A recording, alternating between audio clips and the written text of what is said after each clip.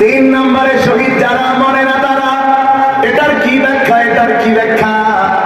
হযরত হামজা শহীদ হয়েছে উহুদের ময়দানে, এখনো তার নাম পৃথিবীতে আছে না নাই? পৃথিবী থাকবে যতদিন হযরত হামজার নাম থাকবে ততদিন। কারবালার ময়দানে শহীদ হয়েছে হযরত হুসাইন,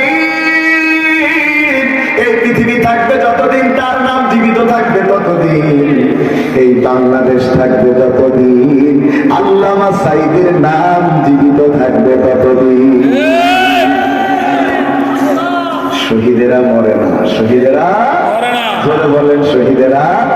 তবে আপনি স্বীকার করেন আর না করেন, এই দেশের সবচাইতে জনপ্রিয় মানুষ দুইজনই মারা গেছে। রাজনৈতিক ভাবে বলি না, আমি কিন্তু পলিটিক্যাল সায়েন্সের ছাত্র ছিলাম, রাজনীতি জীবনে কম করিনি। আমার ছোট্ট জ্ঞানে এই দেশে সবচাইতে জনপ্রিয় মানুষ দুইজন, এক নম্বর আল্লামা সাঈদী, দুই নম্বর শহীদ প্রেসিডেন্ট জিয়াউর রহমান। এনাদের চাইতে জনপ্রিয় কোনো মানুষ বাংলাদেশের নেতা হিসেবে আসে নাই আমার দৃষ্টিতে। এত সেবাস করে, ভালো করে বুঝেন। চার নম্বরে শহীদ হয় যারা মরে না, তিন নম্বরে শহীদ হয় যারা মরে না তারা, চার নম্বরে শহীদ হয় যখন যত কষ্ট দিয়েই মারা হোক পিঁপড়া কাটার যন্ত্রণাও তখন তারা পায় না। সুবহানাল্লাহ, পিঁপড়া কাটার যন্ত্রণাও পায় না। আপনি তো দেখেন কত কষ্ট দিয়ে মারা হয়েছে, নাক দিয়ে রক্ত বের হচ্ছে, গলায় ফাঁসির রশিটা চিরে গিয়েছে, রক কেটে দিয়েছে, শরীরটা তার কাপড়ের কাপড় রক্তে ভেজা। আপনি তো মনে করছেন কত কষ্ট দিয়ে মারা হয়েছে। আল্লাহর কসম, যত কষ্ট দিয়ে মারা হোক কোনো কষ্ট তারা পায়নি। বলবেন হুজুর দলিল দেন, দলিল নিয়ে যান। হযরত ওমরের আমলে বাদশা গাজিয়াসের সাথে মুসলমানদের একটা অসম যুদ্ধ হয়। সেই যুদ্ধে মুসলমানদের সংখ্যা 3000, কাফেরদের সংখ্যা 1 লক্ষ। তারা যুদ্ধের পরে যুদ্ধ করে, কিন্তু কোনোভাবে তারা মুসলমানদের হারাতে পারে না। সুবহানাল্লাহ বলেন। বিশাল লম্বা ঘটনা, আমি খালি শিক্ষার জন্য লাস্টের কথাটা 2 মিনিটের জন্য সামনে আনছি। বাদশা গাজিয়াস আব্দুল্লাহ বিন হুযাইফাকে গ্রেফতার করে আনলো, তার ঈমানের পরীক্ষা করবে। ঈমানদার জীবন দিতে রাজি, কিন্তু ঈমান দিতে রাজি না। কারণ ঈমানদারদের হৃদয়ে কার ভয়? জোরে বলেন কার ভয়? যাদের হৃদয়ে আল্লাহর ভয় আছে তারা কখনো কোনো মানুষের সামনে মাথা নত। যাদের হৃদয়ে আছে আল্লাহর ভয় তারা কবু পথ ভুলে যায় না। আল্লাহর প্রেম ছাড়া এই দুনিয়ায় কারো কাছে কোনো কিছু চাই না। রাতের আধারে যারা সেজদাতে রয়, দু চোখের স্রোতে নদী যেন বয়। ছলনার হাতছানি যত আসুক, ছলনার হাতছানি যত আসুক, পিছনে ফিরেও তাকাই না। ও যাদের হৃদয়ে আছে আল্লাহর ভয় তারা কবু পথ ভুলে যায় না। ঠিক না? ঠিক। আব্দুল্লাহ ঈমান ছাড়তে রাজি না। বাদশা বলল, আব্দুল্লাহর সবচাইতে কাছের মানুষ কে আছে তারে ধরে আন। বলল কেন? কয় অনেক সময় আপনি আমারে মারবেন, কিন্তু আমারে মন নরম করাতে না পারলেও যদি আমার সামনে আমার ছোট বাচ্চাটাকে মারেন সহ্য করা যায়। বলল আব্দুল্লাহ ঈমান ছাড়ে না, ওর বন্ধুকে ধরে আন। কেন তার বন্ধুকে ধরে আনবে? আব্দুল্লাহ জীবনের সবচেয়ে কাছের মানুষ তার বন্ধু। কেন এত কাছের মানুষ? আব্দুল্লাহর বন্ধু এত আমলদার।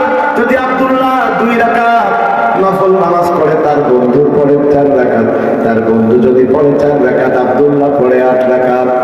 সুবহানাল্লাহ কইলেন। যদি আব্দুল্লাহ রোজা রাখে 1টা নফল, তার বন্ধু রাখে 2টা, তার বন্ধু রাখে যদি 3টা, আব্দুল্লাহ রাখে 5টা। সুবহানাল্লাহ, সুবহানাল্লাহ। তাকে ধরে আনা হলো।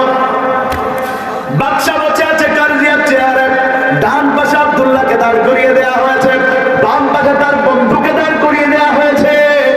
আর ওই সামনে চুলার মধ্যে টকবক টকবক করে তেল ফুটতেছে। বাদশা বলছে, আব্দুল্লাহ তুমি যদি ঈমান না ছাড়ো তোমার বন্ধুকে তেলের মধ্যে পুড়ায়া মারা হবে।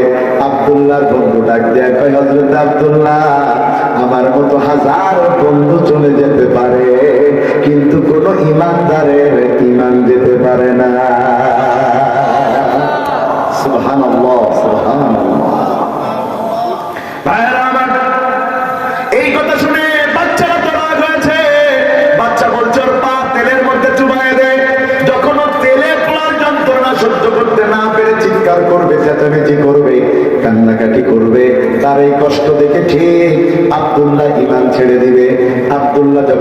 ছেড়ে দিলে আমাদের জয় হয়ে যাবে, কিন্তু তারা জানে না আল্লাহর মধ্যে কি রেখেছে।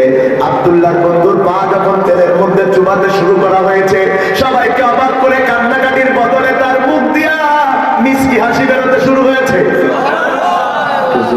সুবহানাল্লাহ। পা তেলের মধ্যে ঢুকে যত তার মুখে মুস্কি হাসি তত। বাচ্চা অবাক হয়ে বলে আরো ঢুকা, তারপরেও মুস্কি হাসি যায় না। বাচ্চা বলে ওরে তোর, হ্যাঁ আব্দুল্লাহর বন্ধু, তুমি কি মানুষ নাও, তুমি কি পাথর নাকি?